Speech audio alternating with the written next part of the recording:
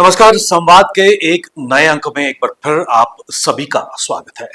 दोस्तों, स्वच्छता की अगर बात करें तो पूरे भारतवर्ष में स्वच्छता को लेकर या स्वच्छ भारत को लेकर एक जन अभियान माननीय प्रधानमंत्री नरेंद्र मोदी ने छेड़ा है और उसके सुखद परिणाम भी हम सबके सामने आ रहे हैं।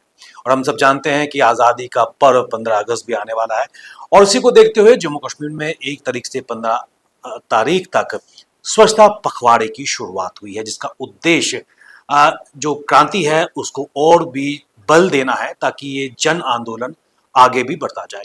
किस प्रकार इस स्वच्छता पखवाड़े में कार्यक्रमों का इनकाद किया गया है, किस प्रकार जन भागीदारी और अधिक से अधिक संख्या में पेड़ लगाने प्लांटेशन की अगर बात की जा रही है तो कितने इसके सुखद परिणाम आएंगे, इस पर चर्चा करने के लिए हमारे साथ एक बहुत ही विशिष्ट पैनल मौजूद है जिनका परिचय जिनका तारुफ आपसे करा दूं। मेरे बिल्कुल ही साथ में बैठे हैं श्री बलदेव सिंह बिलावरे साहब, जो फॉर्मर डिप्टी मेयर जीएमसी रह चुके हैं और भारतीय जनता पार्टी के वरिष्ठ नेता हैं।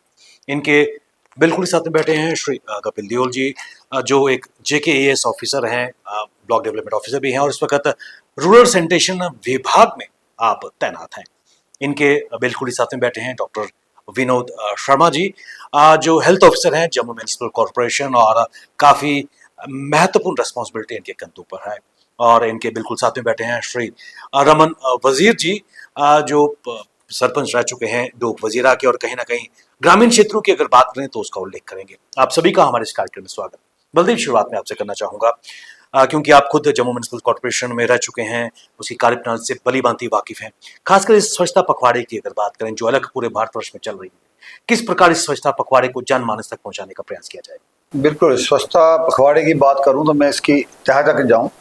जब देश आज़ाद हुआ था तो गांधी ने कहा था कि असली आज़ादी तब मिलेगी जब हम स्वच्छता के पर काम करेंगे और देश को गंदगी से आज़ादी दिलाएंगे। तो तब तक उनका नारा था, लेकिन इसको सही ढंग से किसी ने अमल में लाया तो देश के प्रधानमंत्री नरेंद्र भाई मोदी जी ने बड़ा इस पर काम किया और लोगों को भी जिस तरह उन्होंने अपील की, लोगों ने इसको हाथों हाथ लिया। स्वस्थ भारत की बात जब की, और हम समझते हैं, आप सब तो डॉक्टर साहब अच्छी तरीके से बताएंगे कि जितने भी लोग बीमार होते हैं उसमें 60% से ऊपर लोगों की जो इन्फेक्शन की वजह से बीमारी होती है और इन्फेक्शन जो फैलती है वो गंदगी से फैलती है। तो ये बहुत बड़ा एक जरूरी है, जितना अपना घर, बाथरूम, बेडरूम साफ होना जरूरी है उतना जरूरी हमारा शहर भी होना जरूरी है। मुझे ही मौका मिला कॉर्पोरेशन में काम करने का, 2 टेन्योर में चेयरमैन रहा, हेल्थ सैनिटेशन का ही काम किया, डिप्टी मेयर भी रहा। लेकिन जिस तेजी से लोगों ने भी इसको हाथों हाथ लिया है, बहुत अच्छे तरीके से जम्मू शहर, मुझे याद है कि 2018 से पहले जम्मू शहर में गंदगी के ढेर होते थे, घर घर में ऑटो नहीं होता था, कोई इतनी सफाई की व्यवस्था होती तो थी, काम करते थे। लोगों का माइंडसेट, कोई भी चीज को इम्प्लीमेंट करना और उसको कामयाब करना, सरकार चाहे जितनी मर्जी अपने कानून बना ले, अपने प्रोग्राम चला ले, जब तक लोगों की सपोर्ट नहीं होगी, लोगों की सहभागिता नहीं होगी, तब तक हम उसको कामयाब नहीं कर सकते। लेकिन इस स्वच्छता में जो पखवाड़ा चल रहा है, आप लोग बता रहे हैं, तो ये तो एक पेड़ मां के नाम ये नया चीज आई है, नया के स्लोगन दिया है, ये भी कर रहे हैं। तो मुझे लगता है कि स्वच्छता के ऊपर लोगों में बहुत ज्यादा जागरूकता आई है। जहां तक मेरा एक्सपीरियंस है, इसमें हमारी यंग जनरेशन है, यंग जनरेशन जो है वो बड़ी अच्छे तरीके से इसको समझ रही है। आज मैं एक दुकानदार से बात कर रहा था 4-5 दिन पहले, मैंने कुछ खरीदा तो उसको बोला डस्टबिन कहाँ है, तो उसने बोला मेरे काउंटर के नीचे है। मैंने बोला इसको थोड़ा सामने कर, तो बोलता बाबूजी जो भी बुजुर्ग आता है मेरे पास तो वो तो लेके रैपर लेके बाहर फेंक देता है, लेकिन जो यंग जनरेशन आती है, बच्चा आता है, वो हमेशा पूछता है डस्टबिन कहाँ है।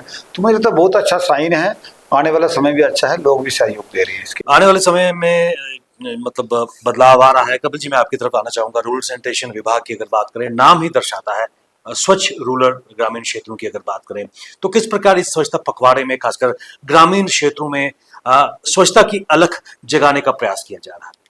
जी, जैसे कि आप जानते हैं कि 31 जुलाई को ऑनरेबल गवर्नर जी ने ये पखवाड़ा लॉन्च किया। तो जो रूरल सैनिटेशन विभाग है, हमारे सेक्रेटरी सर शाहिद सर और अनु मैम ने जिस तरह से ये लोगों तक ये बात पहुँचाई कि इस पूरे ये बेसिकली फोर्टनाइटली कैंपेन है जो अगस्त 1 से 15 तक चलेगी। इसमें हमारा मेन फोकस रहेगा कलेक्शन ऑफ वेस्ट, प्रोसेसिंग और फाइनल उसका डिस्पोजल। इसमें ब्रीफ में मैं आपको बता दूंगी कुछ एक्टिविटीज़ जो हमने प्लान की हैं 1 अगस्त से 15 अगस्त तक। उसमें हमारा मेन फोकस रहेगा लोगों को, बच्चों को अवेयर करवाना, वहाँ उनको ये बताना कि सेग्रीगेशन जो हो वो एक हाउस होल्ड में हो, सोर्स ऑफ सेग्रीगेशन वहीं पे हो, ताकि वो मैसेज अपने पेरेंट्स तक पहुँचाएँ। उसके बाद जो इम्पॉर्टेंट एक एस्पेक्ट है, हम एक और चीज़ ये लॉन्च कर रहे हैं कि रिवाइवल ऑफ स्वच्छता बैंक जो हम कर रहे हैं, ताकि स्कूलों में ये बैंक बने हुए हैं और लोग प्लास्टिक लेके आएँ और उसके अगेंस्ट हम लोगों तक क्लॉथ बैग प्रमोट करें। एक हम ये एक्टिविटीज़ इसमें कर रहे हैं।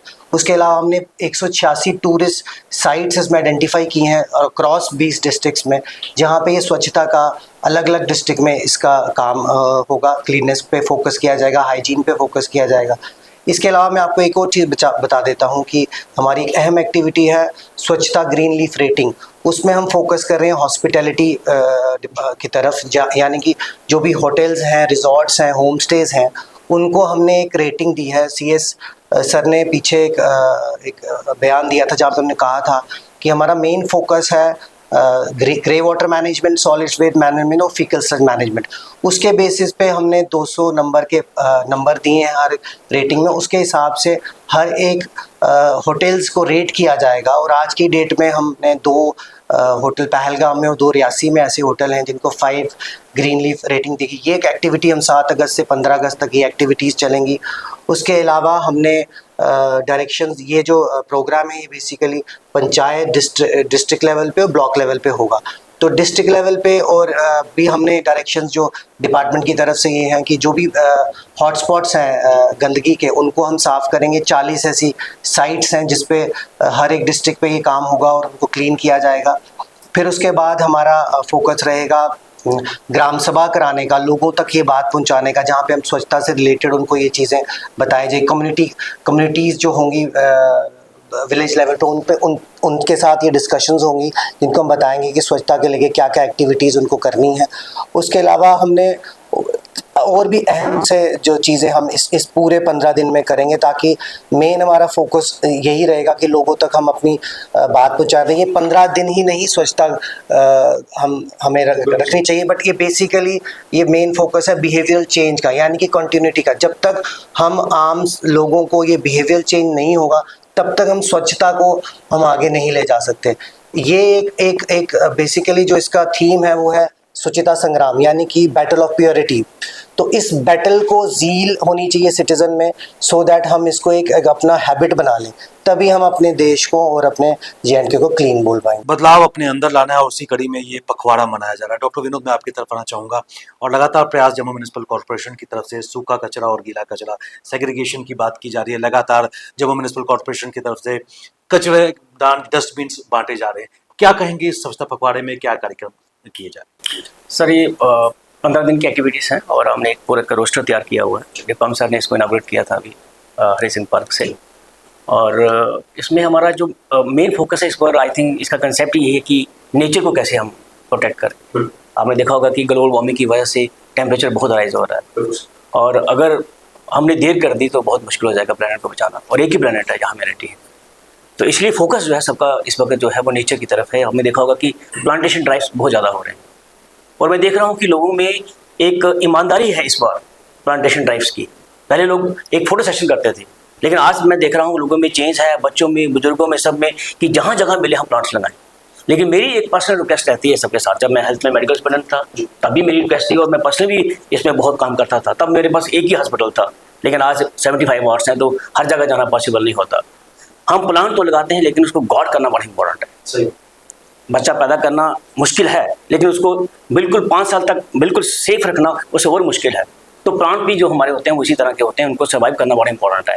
तो मेरा यही रहेगा कि जो लोग प्लांटेशन ड्राइव्स कर रहे हैं, प्लीज़ कोशिश करें कि कुछ समय निकाल के उसको पानी देना या उसको सनलाइट से बचाना, जो जितने भी फैक्टर्स होते हैं, जो हमारा डिपार्टमेंट ऑफ फॉरेस्ट डिपार्टमेंट इसको पूरा आई थिंक लीड कर रहा है, तो बाकी लोग उनकी मदद करके इस प्लांट्स को बचाएं। दूसरा फोकस जो है वो नेचुरली मेरा, जैसे इन्होंने भी मुझे बताया कि गार्बेज पे है, और हमारी यही कोशिश है कि डस्टबिन भी तो हम बांट रहे हैं, दुकानदारों को भी दे रहे हैं, घरों में भी दे रहे हैं, लेकिन वो एक जैसे होगा। आप हर महीने के बाद किसी को नई डस्टबिन नहीं दे सकते। तो लोगों का ये होता है कि डस्टबिन फट गई है तो दूसरी दे जाए। वो एक जैसे रहा है कि लोगों को सिखाया जा रहा है कि आपने किस तरह से गीला और सूखा कूड़ा अगर अलग नहीं किया तो हम उसको प्रोसेस नहीं कर पाएंगे। तो अगर हम उसको अलग कर पाएंगे तो गीले सूखे को प्रोसेस करना बड़ा आसान होता है। उसकी कोई भी इंसान खाद बना सकता है, घर में भी बना सकता है। होटल्स में हमने जैसे बोला होगा कि अगर आपका 100 kg वेस्ट पर डे है तो आपको अपना ही एक प्लांट लगाना पड़ेगा जिसकी आपको प्रोसेसिंग करनी पड़ेगी, नहीं तो उसमें फाइन्स हैं काफ़ी ज़्यादा। लेकिन आज की डेट में 8-10 होटल्स होंगे जम्मू म्यूनसिपल कॉर्पोरेशन जैसा कर रहे हैं, बाकी के सबका कचरा हम खुद उठा रहे हैं। और सूखा कूड़ा आपने देखा होगा जितने भी हमारे कवाड़ीस हैं वो मजे से ले जाते हैं। तो पॉलीथीन इस तरह से हम लोग पकड़ रहे हैं, बहुत ज़्यादा पकड़ते हैं, हम हमेशा पकड़ते रहते हैं रेलवे स्टेशन से, बस स्टैंड से। और उसका एक हमारे पास बंदूक रखमी यूनिट भी है जो उसको प्रोसेस करता है और उसको डिस्पोज ऑफ कर रहा है आजकल साइंटिफिकली। लेकिन मुझे लग रहा है 120 माइक्रॉन्स के ऊपर गवर्नमेंट ने इसको अलाउ किया हुआ है, लेकिन हम लोगों का एक फर्ज बनता है कि हम इसका इस्तेमाल छोड़ दें। जहाँ तो उसको प्रॉपर्ली रिसाइकल करें, जो हम नहीं कर पा रहे, नहीं अदरवाइज हम नाले कब तक साफ करते रहेंगे? कब तक हम पॉलिटिक्स कहते रहेंगे कि म्यूनसिपैलिटी ने नाले साफ नहीं किए? और दूसरा ये होगा कि लोगों ने नाले में कूड़ा क्यों फेंका? कितने चलान करते रहेंगे, कितने फाइन करते रहेंगे? कहीं ना कहीं इस पर ब्रेक आनी पड़ेगी। लोगों को उस हद तक अवेयर होना पड़ेगा कि हम अपने कूड़े को, कचरे को गीला सूखा अलग करें और कहीं भी नाले में, नाली में, कहीं भी ओपन में नहीं फेंकें। चलान, फाइन सब होते हैं, होते रहेंगे, लेकिन सबने ये कहा कि एक माइंडसेट चेंज करने की बहुत जरूरत है। सबसे महत्वपूर्ण है कि माइंडसेट चेंज करने की जरूरत है। वजीर साहब, मैं आपकी तरफ आना चाहूंगा और खासकर ग्रामीण क्षेत्र की अक्कासी आप यहाँ पर कर रहे हैं, डोक वजीरा के आप सरपंच भी रह चुके हैं। किस तरह से इस 15 दिनों को, और ना केवल ये 15 दिन बल्कि ये एक्टिविटीज पूरे वर्ष होनी चाहिए? जी विवेक जी, मैं आपको बताना चाहूँगा कि सैनिटेशन और सैनिटेशन ड्राइव जो है एक कॉन्टिन्यूस प्रोसेस है। और जैसे आपने कहा कि एक हैबिट बिल्डिंग की बात है, हमारी तरफ से पूरी कोशिश रही है कि आप जितने भी आम हमारी पंचायत में है या ब्लॉक में है, उनको उस तरफ लाया जाए जहाँ पर वो ये महसूस करें कि ये जो कचरा है ये एक इन्वायरमेंटल हैजर्ड भी है और पर्यावरण को ख़राब करने के लिए भी, हमारे गली मोहल्ले को ख़राब करने के लिए भी ये एक बहुत बुरी चीज़ है। और मुझे बताते हुए खुशी होती है कि लोगों ने इस चीज़ को एप्रिशिएट किया। जहाँ पे आप देखें, पंचायतें जो हैं हमारी, खासकर हमारी पंचायत बिल्कुल सिटी के साथ है, तो उसे अब गांव भी कहना जो है हमें सोचना पड़ता है कि इसको हम गांव कहें या सेमी अर्बन या सेमी रूरल एरियाज बताएं। डस्टबिन गवर्नमेंट की तरफ से, डिपार्टमेंट ऑफ रूरल डेवलपमेंट की तरफ से बड़ी अच्छी कोशिश रही कि उन्होंने जितने भी लोग थे उनको डस्टबिन दिए। अभी डॉक्टर साहब जैसे ही बोल रहे थे कि लोग उम्मीद करते हैं कि जब पुराना डस्टबिन हो जाए तो नया दे, लेकिन मैं बताऊं कि लोगों को इस चीज़ की थोड़ी है कि नहीं, ये हमने खुद अपनी तरफ से लगाना है। सेग्रीगेशन पे बात है तो कूड़े की सेग्रीगेशन भी जो है वो घर घर लोग कर रहे हैं। और डिपार्टमेंट ऑफ रूरल सैनिटेशन की तरफ से हमने एक सैनिटेशन सेग्रीगेशन शेड भी बनाया हुआ है। लेकिन हमारे पास कुछ चैलेंजेस हैं जो एक अर्बन एरिया से हटके हैं। उसमें ऐसा है कि मोस्ट ऑफ द लैंड जो हमारे पास अवेलेबल है, जिसे हम पहले आइडेंटिफाई करते थे बतौर स्टेट लैंड, तो वो सारी की सारी जो लैंड है वो ट्रांसफ़र हो चुकी है जेडीए के नाम पे। तो हमने कोई भी ऐसी एक्टिविटी अगर वहाँ पे करनी हो, चाहे वो सेग्रीगेशन शेड है, चाहे वो टॉयलेट है, चाहे वो कन्वीनियंस सेंटर है, चाहे वो सीएससी सेंटर आप बनाए वहाँ पे, तो जेडीए वहाँ पे बनाने नहीं देता। एक तरफ तो हम बड़े बड़े स्लोगन्स लेके चलते हैं कि आपको सैनिटेशन मेंटेन करनी है, रूरल हेल्थ मेंटेन करनी है, आपने अपना पर्यावरण जो है उसे साफ रखना है, लेकिन कहीं ना कहीं जम्मू डेवलपमेंट अथॉरिटी की नॉन कोऑपरेशन कह लीजिए या उनका एटीट्यूड जो है वो चेंज करने की ज़रूरत है।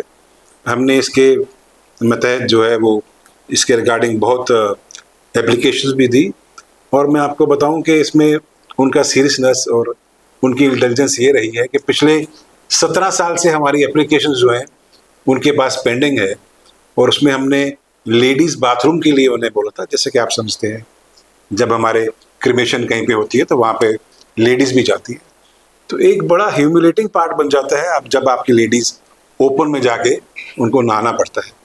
It's a part of A sanitation जिसे हम इग्नोर नहीं कर सकते। लेकिन जम्मू डेवलपमेंट अथॉरिटी की तरफ से, उनके एटीट्यूड की तरफ से, या आप ये माने कि उनके एक ऐसा रुझान बन गया है कि वो सर्विसेज जो हैं वो कलेक्शन जो है रूरल एरियाज में आके करते हैं, लेकिन जब सर्विसेज देने की बात आती है तो सर्विसेज वो नहीं दे पाते। मैं इसमें ये भी कहना चाहूँगा कि डिपार्टमेंट ऑफ रूरल डेवलपमेंट की तरफ से जब भी हमने डिमांड करी है, उसमें चाहे फंड्स हो या चाहे हमें टेक्निकल नो हाउ के लिए हो, डिपार्टमेंट ने हमेशा हमारा साथ दिया है और पंचायतों ने बड़ी अच्छी तरह से परफॉर्म किया है। जितनी डेवलपमेंट एक अर्बन एरिया में होती है, उससे ज़्यादा डेवलपमेंट हमने अपने रूरल एरियाज़ में करी है।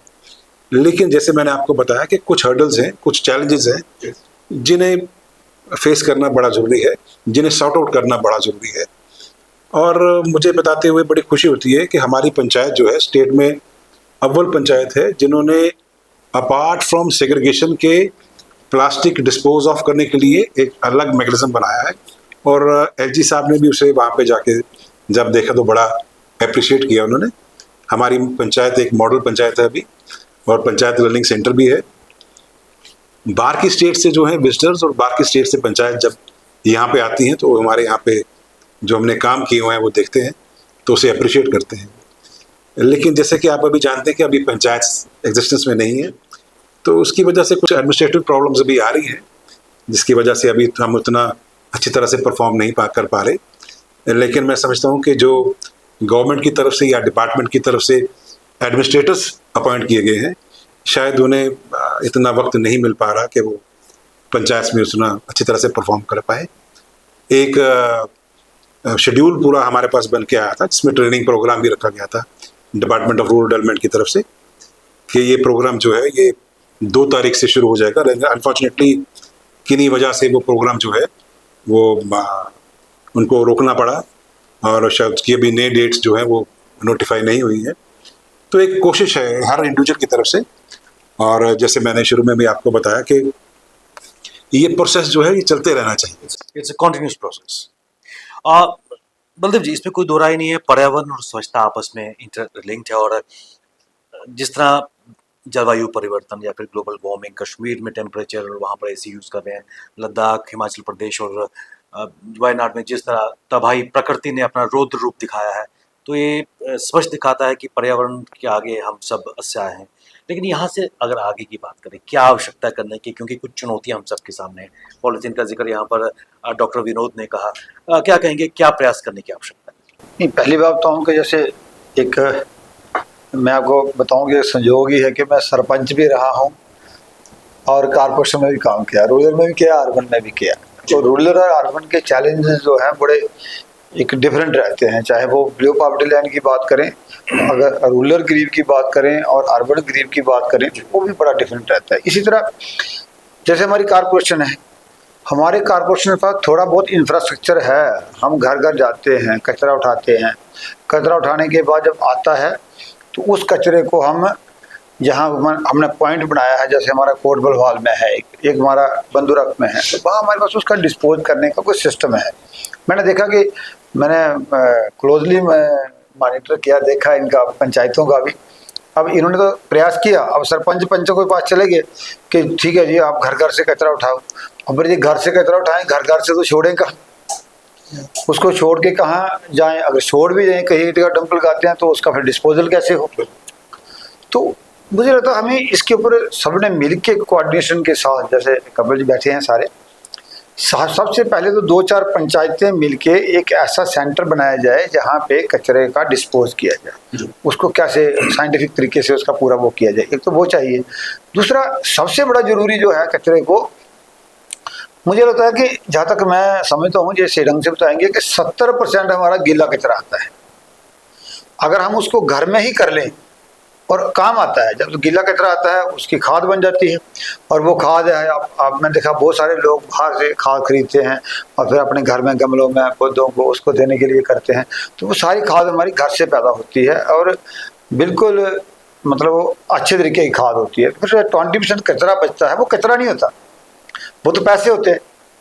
जैसे आप करें तो हमें भी तभी पता चला जब इन काम करने लगे, तो मुझे बताया गया कि जो अंडे के छिलके होते हैं जिसको हम कचरा समझ के फेंकते हैं, ये 400 रुपया केजी बिकते हैं।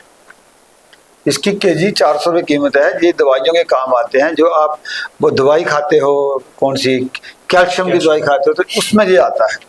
हमारे जो बाल होते हैं जिसको हम सबसे खतरनाक कचरा मानते हैं, आम भाषा में बेचते हैं, ये डिस्पोज नहीं होता, तो ये भी तो 8,000 रुपये केजी बिकते हैं। तो इस तरह बाकी चीज़ें भी काम आती हैं और अच्छे तरीके से होता है। लोग भी अब लोग तैयार हैं, लोगों का माइंड सेट मैक्सिमम है। कुछ लोग हैं, हमारे भी होता है मनोज जी ऐसा कि हमारा ऑटो घर घर जाता है, लेकिन कोई फिर भी कभी कोई नाले में फेंक देता है, कोई खाली की तरह फेंकता है, लेकिन ऐसे लोगों की संख्या बहुत कम है। तो मैं चाहता हूँ कि मेरी भी गवर्नर साहब से बात हुई थी एक बार इसी बात पे। मैंने कहा कि बाकी चीज़ों के साथ साथ इंफ्रास्ट्रक्चर जो है बहुत सही ढंग से और प्लानिंग के साथ किया जाए, ताकि जो हमारा कचरा है इसको डिस्पोज सही ढंग से हो और इसका पैसा आए।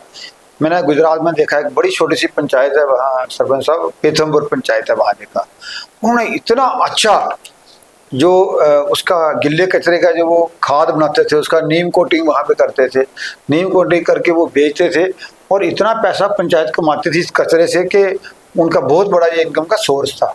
तो हमें उस लेवल पे काम करना पड़ेगा और खासकर लोगों का सहयोग वो बहुत जरूरी है, उसके बिना कोई काम नहीं है। लोगों का सहयोग सबसे ज़्यादा इम्पोर्टेंट है। कपिल जी, एक बार फिर मैं आपकी तरफ आना चाहूँगा और रूरल सैनिटेशन विभाग की अगर बात करें, वार्षिक अमरनाथ यात्रा चल रही है और आपकी जो हेड है अनु मल्होत्रा मैम इस वक्त खुद वो अमरनाथ यात्रा में काम कर रही हैं। खासकर जो वहाँ पर गंद है या फिर वेस्ट है उसका सही ढंग से डिस्पोजल आपकी team in collaboration with different departments कर रही है।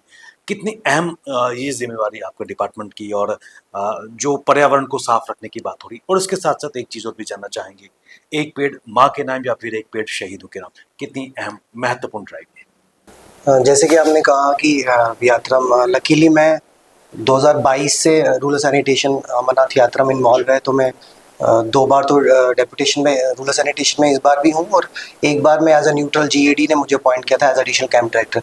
तो मैंने बड़ा क्लोजली देखा है यात्रा को और किस तरह से एफर्ट्स रूरल सैनिटेशन और डिपार्टमेंट ऑफ रूरल डेवलपमेंट करता है वहाँ पे। तो इस बार भी हमने कुछ ऐसे ही इनिशिएटिव लिए हैं। जैसे अगर मैं इस बार की बात करूँ तो हमने वेस्ट टू वंडर, उसके लिए हमने एक एग्जीबिशन सेंटर वहाँ बनाया ताकि जो भी यात्री आए उनको बता पाएँ कि हम जो भी वेस्ट कचरा जो नॉर्मली हम फेंक देते थे उसके रिलेटेड हम क्या क्या चीज़ें उनसे बना सकते हैं। हमने वो डिस्प्ले में रखा, चाहे वो धूप अगरबत्ती हो, चाहे वो कुरकुरे पैकेट से बने हुए ये चेयर्स हों, प्लास्टिक की चीज़ें हों, वो डिस्प्ले में की ताकि उनको अवेयर कर पाएँ कि हम प्लास्टिक को कैसे वेल्थ की तरह यूज़ कर सकते हैं। उसके अलावा हमने प्लास्टिक कलेक्शन सेंटर्स इस बार बनाए हैं हमारे दोनों एक्सिस में, जहाँ पे लोगों को ये बताया जाता है कि वो प्लास्टिक लेके आए और क्लॉथ बैग उनको हमने इन रिटर्न दिए। और एक रिस्पॉन्सिव सिटीजन सर्टिफिकेट भी हमने इशू किया उनको। उसके अलावा हमने ये मैं आपको खुशी होगी आपको जानते हुए कि हमारा जो यात्रा है अमरनाथ वो सबसे हाईएस्ट एल्टीट्यूड पे यात्रा है और उसके लिए हमें वर्ल्ड रिकॉर्ड भी हमने बनाया था, 0 लैंडफिल वेस्ट, यानी कि जो भी वेस्ट उस यात्रा में निकला वो सारा हमने प्रोसेस किया, यानी कि कोई भी वेस्ट वहाँ नहीं निकला। उसके अलावा हमें स्कॉच एक ग्रुप है जिन्होंने हमें ESG अवार्ड मिला, वो उस ऑर्गेनाइजेशन को मिलता है for outstanding performance in managing environmental, social and these governance practices. उसके लिए 2023 के लिए हमें वो अवार्ड दिया। इस बार भी हम उसके लिए अप्लाई करेंगे। तो इस तरह से बहुत से इनिशिएटिव्स हमने इस बार लिए हैं। फिर गणेश जी और हनुमान जी के मैस्केट हमने इस बार वहाँ बनाए हैं ताकि वो एक प्रोपोगेट कर पाए मैसेजेस लोगों तक कि why cleanliness and hygiene is important. एक हमने इस बार मोबाइल एप्लीकेशन बनाया है नंदी यात्रा सारथी, जिसमें हम लोगों को गूगल मैप की तरह वहाँ दिख जाता है कि पूरे रूट में टॉयलेट्स कहाँ कहाँ अवेलेबल हैं। तो नियर बाय वो उनके लिए गाइड रहता है कि कितनी दूरी पे टॉयलेट्स हैं। उसके अलावा वो कंप्लेंट और फीडबैक के तौर पे अगर कोई उनको लगता है यात्रा ट्रैक में कोई इशू है तो वो इंस्टेंटली हमें थ्रू ऐप कंप्लेन कर सकते हैं ताकि हम प्रॉम्प्टली उस पर हम मतलब रिस्पॉन्ड कर पाएँ। जैसे आपने पेड़ की बात की तो ये भी एक बहुत अच्छा इनिशिएटिव है। एनवायरनमेंट हमारे लिए इम्पॉर्टेंट है और ये हमारी जिम्मेवारी है सराउंडिंग्स को क्लीन रखना। और एक और चीज़ मैं आपको बताना चाहता हूँ कि जब भी हम अब्रॉड जाते हैं तो आप हमेशा सुन के आते हैं जो भी वहाँ से आता है कि वहाँ गंदगी नहीं होती, बड़ी क्लीननेस होती है। तो उसका ये नहीं है कि गवर्नमेंट बहुत अच्छे इनिशिएटिव्स ले रही है वहाँ पे, ऐसा बिल्कुल भी नहीं है। ये बेसिक चीज़ है कि एक हैबिचुअल हैबिट, जैसे मैंने पहले भी कहा, जब तक कि हम एक हैबिट ना बना पाए लोगों में, जब तक लोग पार्टिसिपेट ना कर पाए, हम ये क्लीननेस जो हम चाहते हैं वो हम कभी भी अचीव उस तरह से हम कभी कर नहीं पाएंगे। दूसरी इंपॉर्टेंट चीज़ मैं बोलता हूँ, जैसे हमने, अब मैं अगर डिटेल में जाऊंगा तो हम बहुत सारे एसेट्स हमारा विभाग जो है वो बना चुका है, चाहे वो इंडिविजुअल कंपोस्ट पिट हो, कम्युनिटी कंपोस्ट पिट हो, इंडिविजुअल सोक पिट हो, कम्युनिटी सोक पिट हो। हमारे सरपंच साहब वाकिफ़ हैं इस चीज़ के। एसेट्स बनाना तो इम्पॉर्टेंट चीज़ है, बट लोगों को ये अवेयरनेस होनी चाहिए कि उसको यूज़ कैसे करना है। और मैं अपने जो साथी वीडियोज़, जैसे मैं खुद भी वीडियो रहा हूँ जम्मू ब्लॉक में भी, सांबा में भी, किश्तवाड़ में भी, तो हमें लोगों तक ये अवेयरनेस पहुंचानी है कि हमारे पास ये सारे एसेट्स जो इस कूड़े को प्रोसेस करते हैं वो अवेलेबल हैं, ताकि लोगों को ये अवेयरनेस हो। और उसके बाद हमें उनको, जब ये चीज़ हम करेंगे, कम्युनिटी की भी रिस्पॉन्सिबिलिटी है हम तक कोई बात बताएं, ताकि पेनलाइज करें और डेटरेंट, वो एज ए डेटरेंट हम यूज़ कर सकते हैं कि जब फैसिलिटी सारी उनके पास है और तब भी हम उसका यूज़ नहीं कर पा रहे, तब हमें एज BDO उनको एक पेनलाइज मोड पे, जैसे हर एक डिस्ट्रिक्ट में ऑलरेडी एक नोटिफाई किए हुए हैं यूज़र चार्जेस भी और फाइन्स भी। तो ये चीज़ें तब हम इम्प्लीमेंट अच्छे से कर पाएंगे जब लोगों को इस चीज़ का अच्छे से अवेयर कर पाएँ, तभी हम एक्चुअली में, मैं जैसे पहले भी कहा, एक स्वच्छ भारत और स्वच्छ J&K की तरफ मतलब हम पहुँच पाएंगे। डॉक्टर साहब, बदलाव तभी संभव है जब जन भागीदारी हो सके। प्रयास सरकारें कर रही हैं, विभिन्न महकमे कर रहे हैं, लेकिन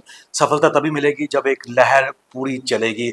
और इसके लिए खासकर जन अवेयरनेस की अगर बात करें, मास अवेयरनेस की ज़रूरत है। जम्मू म्यूनिसिपल कॉरपोरेशन ने कई ऐसे इनिशिएटिव दिए हैं कि जनता तक पहुँचे, उनको प्रॉस एंड कॉन्स, स्वच्छता के फ़ायदे और गंदगी और पर्यावरण को प्रदूषित जो हो रही है उसके नुकसान के बारे में बताया जा रहा है। ऐसे और कौन से इनिशिएटिव्स इस पखवाड़े में भी लिए जा रहे हैं? सर, पखवाड़ा थोड़ा सा मैं बोलना चाहूँगा कि मैं हमारा यात्रा को 10 साल से मॉनिटर कर रहा हूँ। मतलब भाई 5वीं यात्रा है जिसको मैं मॉनिटर कर रहा हूँ जम्मू म्यूनिसिपल कॉर्पोरेशन की तरफ से।